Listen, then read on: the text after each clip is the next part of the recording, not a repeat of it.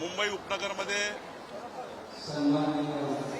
अंधेरी या भागामध्ये छत्रपती शिवाजी महाराज महाराजस्व अभियान सुरुवात झालेली आहे। या अभियानाच्या माध्यमातून 55 सेवा महसूल खातं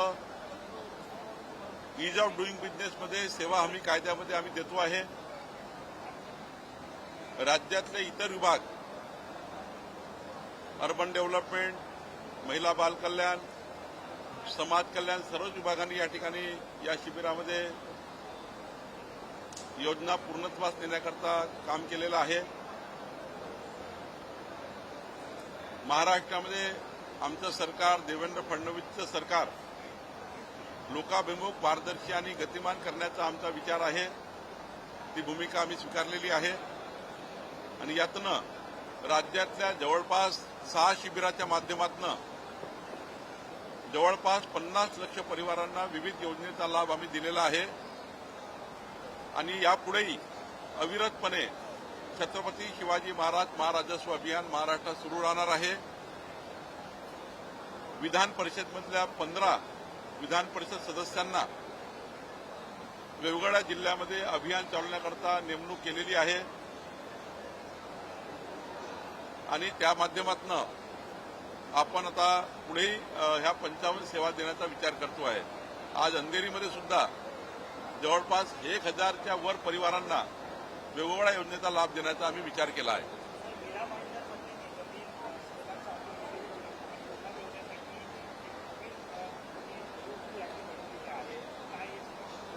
मीरा भाईंदरमध्ये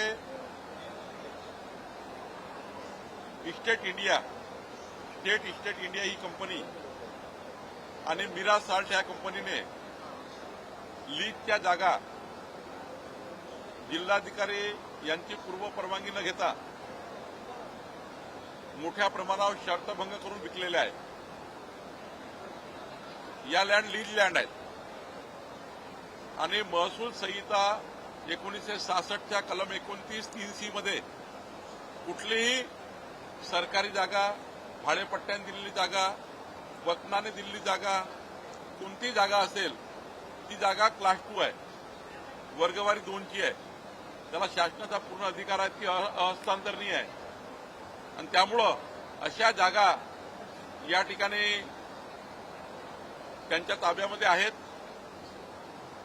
उच्च न्यायालयाने या ठिकाणी ही जागा त्यांच्या ताब्यात हे ठरवलं आहे, पण आता आम्ही शासन आदेश काढून 328 एकर जागा जी 5000 कोटीच्या वर किमतीची आहे ही जागा वर्ग 2 वर्गवारीमध्ये घेतलेली आहे, ती अहस्तांतरणीय आहे आणि त्यामुळं आताच मी जिल्हाधिकारी आणि संपूर्ण महाराष्ट्राच्या जिल्हाधिकाऱ्यांना सांगितलं आहे की शासनाच्या जागा ज्या लीजवर दिल्या होत्या, ज्या भाडेपट्ट्यावर दिल्या होत्या त्या सर्व हस्तांतरणीय आहे। त्यामुळे सर्व जागा ज्यांनी शर्तभंग केले असतील, ज्यांनी चुकीच्या पद्धतीने विल्हेवाट लावली असेल त्या सर्व जागा सरकार जमा करा। मुंबई उपनगर कलेक्टर सौरभ कटियार यांनी 33,000 स्क्वेअर मीटर जागा 5,000 कोटी रुपयाच्या वरची जागा शासन जमा केली आहे, अतिक्रमण काढलेलं आहे।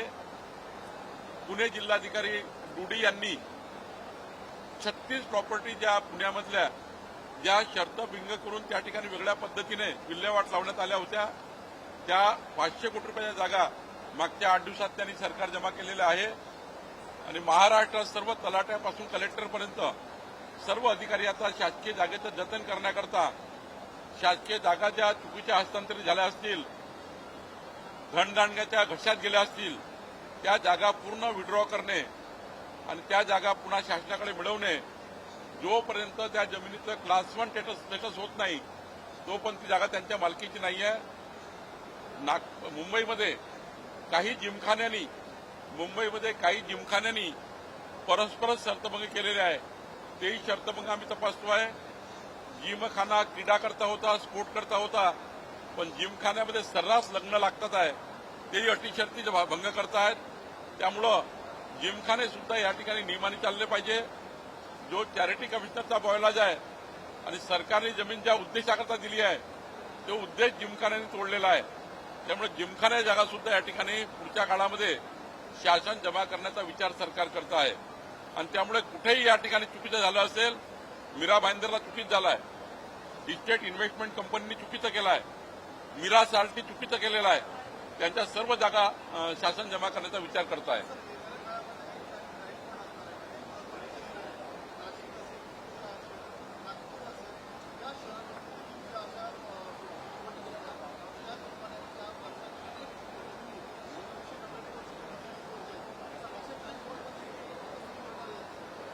आम्ही विचार केला की पुढच्या 3 महिन्यामध्ये आमचे सर्व जिल्हाधिकारी तलाट्यापर्यंत अधिकारी सर्व जागेंचे शर्तभंग शोधून काढतील. ज्यांनी ज्यांनी शर्तभंग केला असेल, ज्या कामाकरता जागा दिली त्या कामाकरता वापरली नसेल, ती जागा शासन जमा करण्याचे आदेश दिलेले आहेत.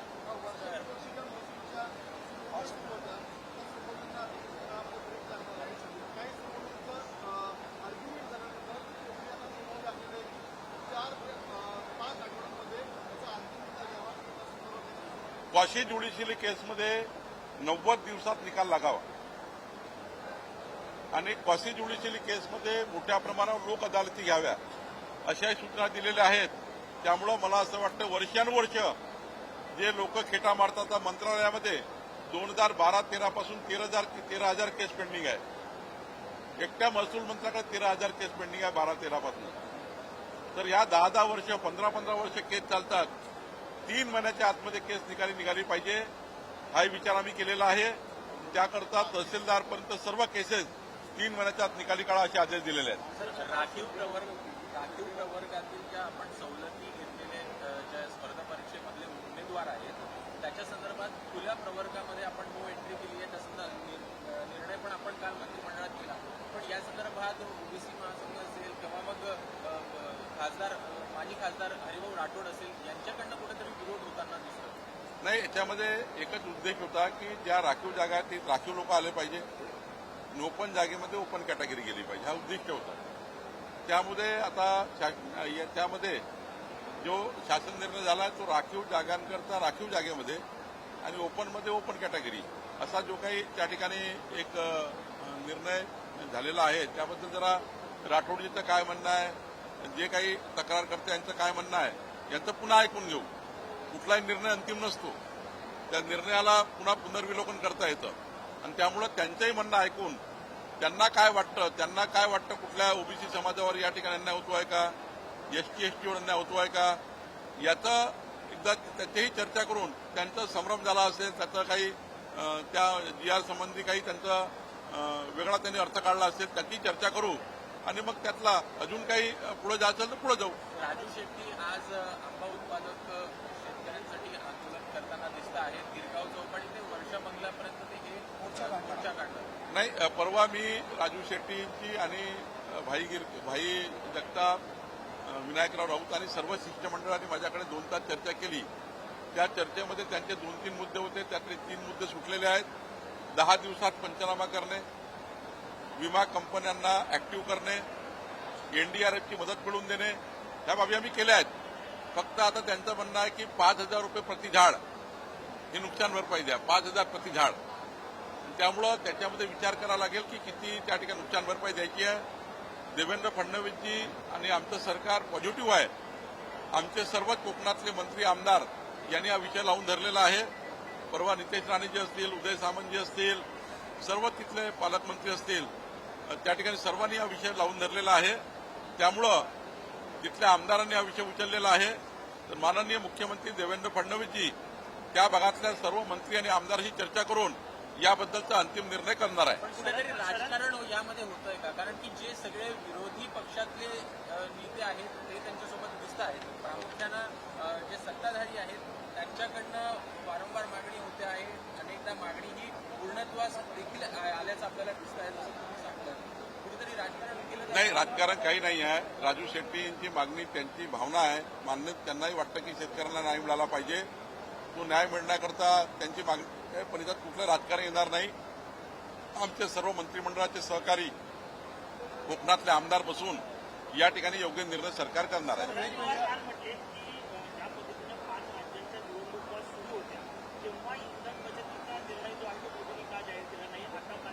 असा आहे, प्रत्येक निर्णयाचा एक वेळ आणि काळ असतो. जेवढं चालवायचं तेवढं चालवायचं असतं. पण जेव्हा सरकारला कोणती गोष्ट कठीण वाटतं तेव्हा माननीय पंतप्रधान मोदीजींनी आवाहन केलं आहे. शरद पवार साहेबांना आणि विरोधी पक्षाच्या नेत्यांना माझी विनंती आहे की जनतेमध्ये पॉझिटिव्ह वातावरण तयार करा. जनतेला स्वदेशीचा मार्ग पुढे नेण्याकरता आपण सर्व अपील करूया. आणि भागताना जर पेट्रोल डिझेलचा पर्याय काय तर इथॉनॉल आहे. पेट्रोल डिझेलचा पर्याय काय इलेक्ट्रिक व्हेकल आहे. गॅसचा पर्याय काय तर सोलरची गॅस इलेक्ट्रिक शेगडी आहे जी गॅसपेक्षाही जास्त पॉवरफुल आहे. सोलरवर जर गॅस शेगडी घरी आहे इलेक्ट्रिकची तर ती अधिक किफायतशीर आहे. त्यामुळं असे जे पर्याय ते करता येतं. सोने चांदीचे पैसे विदेशात देण्यापेक्षा आपल्या देशात राहावे ही भूमिका महत्वाची आहे. त्यामुळं स्वदेशीचा नारा हा महात्मा गांधीजींनी दिलेला आहे, पूर्वजांनी दिलेला आहे. आणि आता स्वदेशी वस्तू जास्त वापरला देशाची बचत त्याचं काय बिघडलं आहे. काँग्रेसने या विरोधात काँग्रेसने विरोध केलेला आहे. पेट्रोल डिझेल दरवाढ जी झालेली आहे कुठेतरी मोदी सरकार आता हटकत चालू करते आणि वसुली सुरू केली आहे. या माध्यमातून दरवाढ जी झाली पेट्रोल डिझेल असं आहे, स्वर्गीय इंदिरा गांधीचा काळ बघा, त्यांनी अनेक वेळा केला. पी चिदंबरम हे होते तेव्हा त्यांनी हे केलेलं आहे. जेव्हा जेव्हा देशामध्ये आणि जगामध्ये अशी परिस्थिती आली युद्धाची, युद्धजन्य परिस्थितीमध्ये काही निर्णय घ्यावे लागतात. ते निर्णय माननीय पंतप्रधान मोदीजींनी घेतलेला आहे. हे लोकहिताचे आहे, जनहिताचे आहे. जगातल्या इतर देशाची परिस्थिती बघा, 400 रुपये लिटर पेट्रोल झाला आहे. पाकिस्तानमध्ये 400 रुपयाच्या वर लिटर पेट्रोल गेला आहे. जगातल्या इतर देशाचा भाववाढ जर बघितली तर कम्पॅरेटिव्हली भारत देशामध्ये एक मेंटेन करण्याचं काम पंतप्रधान मोदीजींनी केलं आहे. त्यामुळं जनतेचा जेवढा सहभाग मिळेल अजून त्या ठिकाणी आपल्याला रेट कमी करता येईल. जेवढं पेट्रोल डिझेल कमी वापराल तेवढं त्या ठिकाणी रेट कमी होण्याची शक्यता राहतं. कारण जेवढा आपल्याकडे आवक आहे तेवढीच पुरवावी लागतं. एका दिवसात काही तयार करता येत नाही. आणि त्यामुळे मला असं वाटतं की माननीय मोदीजींनी दिलेलं आव्हान सर्वांनी पाळलं पाहिजे. सर, याला जोडून विचारतो, काँग्रेसने आज सकाळी जे ट्विट केलेलं आहे मोदींचा उल्लेख ते महंगाई मॅन म्हणून करतायत. कारण आज 3 रुपयाने पेट्रोल डिझेलची दरवाढ झालेली आहे. काल गॅस देखील 2 रुपयाने सीएनजी वाढलेला होता. मी आधीच सांगितलं की जगामध्ये देशामध्ये जेव्हा जेव्हा अशा परिस्थिती निर्माण झाल्या तेव्हा काही निर्णय सरकारला घ्यावे लागले. 1000 उदाहरण, आता वेळ नाहीये 1000 उदाहरण सांगता येतील मला स्वातंत्र्यानंतर. काँग्रेसच्या सरकारचे 65 वर्षाचे उदाहरण सांगता येतील. आरोप प्रत्यारोपाने काही होणार नाही. पॉझिटिव्ह मार्गाने जाऊ आणि जनतेला आव्हान करू की तुम्ही या ठिकाणी या देशाला मजबूत ठेवण्याकरता काही बाबी स्वीकारा. संजय राऊतांनी देशाच्या तरुणांना मंद आणि भरकटलेले असा उल्लेख केलेला आहे. देशाच्या तरुणांसंदर्भात त्यांनी वादग्रस्त विधान केलेलं आहे. नाही माननीय जर तुम्हाला एखादं राष्ट्र नष्ट करायचं असेल तर त्या युवकांची विचार करण्याची शक्ती नष्ट करा असं विद्वानांनी सांगितलं. लेनिनचं वक्तव्य त्यांनी ट्विट केलं आहे. व्लादिमीर लेनिन यांचं वक्तव्य ट्विट करत कसं तरुण देशातला भरकटलेला आहे असं ते वादग्रस्त वक्तव्य करतात. संजय राऊतजींनी जहाल आतंकवादाचा विचारावरची तरुण पिढी निर्माण करण्याचा विचार सोडला पाहिजे. महामानव डॉक्टर बाबासाहेब आंबेडकरच्या संविधानाने जी पिढी निर्माण होते आहे, जी उच्च विद्याभूषित संस्कारमय पिढी निर्माण करत होते आहे, त्या पिढीला या पद्धतीचा आतंकवाद त्यांच्या मनात तयार करणे योग्य नाही. या महाराष्ट्राचे संस्कार संस्कृती कायम राखली गेली पाहिजे. या महाराष्ट्राचा जी भूमी आहे ती संतांची भूमी आहे. यामध्ये असा विचार तरुणामध्ये पसरवणे आणि तरुणाईबद्दल असे विधान करणे काही योग्य होणार नाही. सर, एक महत्त्वाचा राज्यामध्ये निर्णय आहे. सुरू असलेल्या विविध प्रकल्पांमुळे वहिवाटास कुठेतरी अडचणी निर्माण येताना दिसत आहेत. यावर सरकारकडनं कशा प्रकारे उपाययोजना केली? आज महत्वाचा शासन निर्णय सरकारने केला आहे जो अत्यंत महत्वाचा आहे. नॅशनल हायवे, समृद्धी महामार्ग, शक्तीपीठ महामार्ग, गोवा मुंबई महामार्ग, रेल्वे, रोड्स आणि प्रकल्पामुळे शेतकऱ्याचे रस्ते खंडित झाले. एका शेतकऱ्याचे 2 भाग झाले रेल्वेमुळं. रस्त्यामुळे 2 शेती वेगवेगळ्या झाल्या. अशा वेळी जे शेतकऱ्याचे रस्ते खंडित झाले आहे ते सर्व रस्ते त्या प्रकल्पाचा भाग समजून त्या सर्व रस्त्याचं पुनर्निर्माण करण्याचे आदेश महाराष्ट्र सरकारने काढलेले आहे. देवेंद्र फडणवीसजींनी अशी सूचना दिली होती की शेतकऱ्याचे रस्ते खंडित होऊ नये आणि त्यामुळं यानंतर प्रकल्पामुळे काही शेतकऱ्याचे रस्ते खंडित झाले असेल ते सर्व रस्ते बांधून देण्याचा निर्णय शासनाने घेतलेला आहे.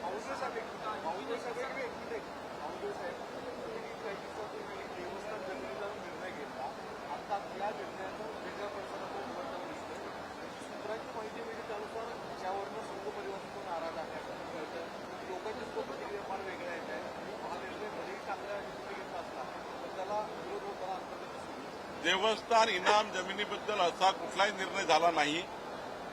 केवळ एक कायदा आपण ड्राफ्ट कायदा जनतेच्या सुनावणीकरता टाकलेला आहे. 4.5 लाख हेक्टर जमिनी देवस्थान इनाम जमिनी अडलेल्या आहे ना त्या देवस्थानाकडे आहे. जरी नाव देवस्थानचं असलं पण वहिवाटदार वेगळाच आहे, कूड वेगळंच आहे.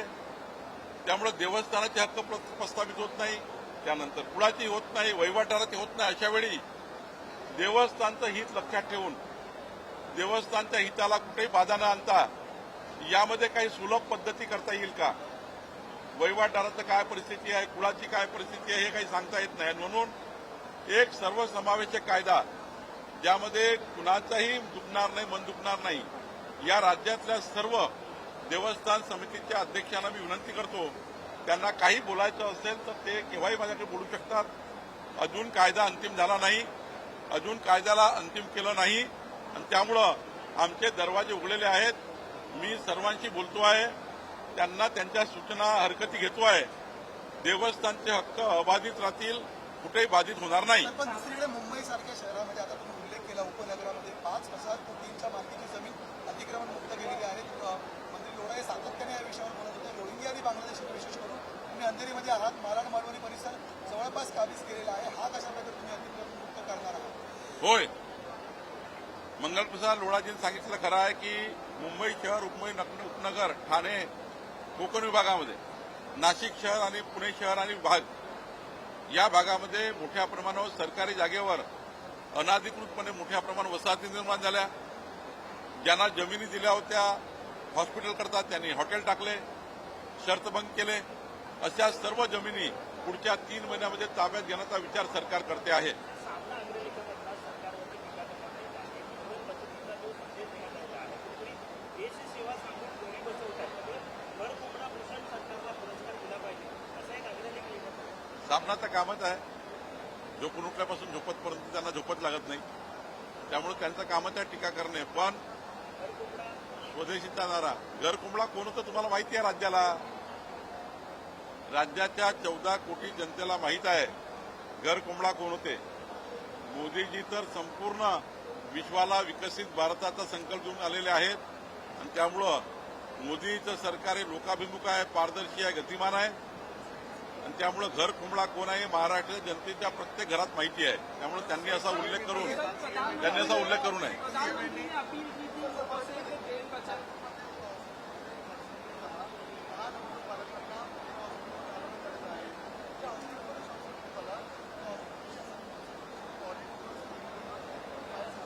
अशा हॉस्पिटलवर मी स्वतः आता बोलेल आणि कारवाई करेल. एक मिनिट सागर जी, एक मिनिट क्या नाम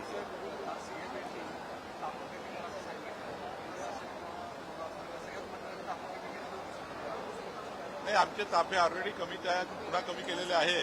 निश्चितपणे या राज्यामध्ये जे काही निर्देश माननीय मुख्यमंत्री देवेंद्र फडणवीस दिले आहेत त्या निर्णयाचं पालन आमचे अधिकारी आम्ही सर्व करणार आहोत आणि त्यातनं आम्ही या राज्याचं मोठं बचतीचं टार्गेट आम्ही केलेलं आहे. आम्ही आपल्या कुठल्याही व्यवहारातनं, कुठल्याही वागण्यातनं, कुठल्याही भावनाची म्हणजे कुठल्याही आव्हानाची सुसंगत आम्ही काम करू. माननीय देवेंद्रजीचं आव्हान, पंतप्रधान मोदींच्या भूमिकेंना त्या ठिकाणी महत्वाचं आव्हान आहे. त्यामुळे याचं पालन आम्ही करू. सर, मला बोलायचं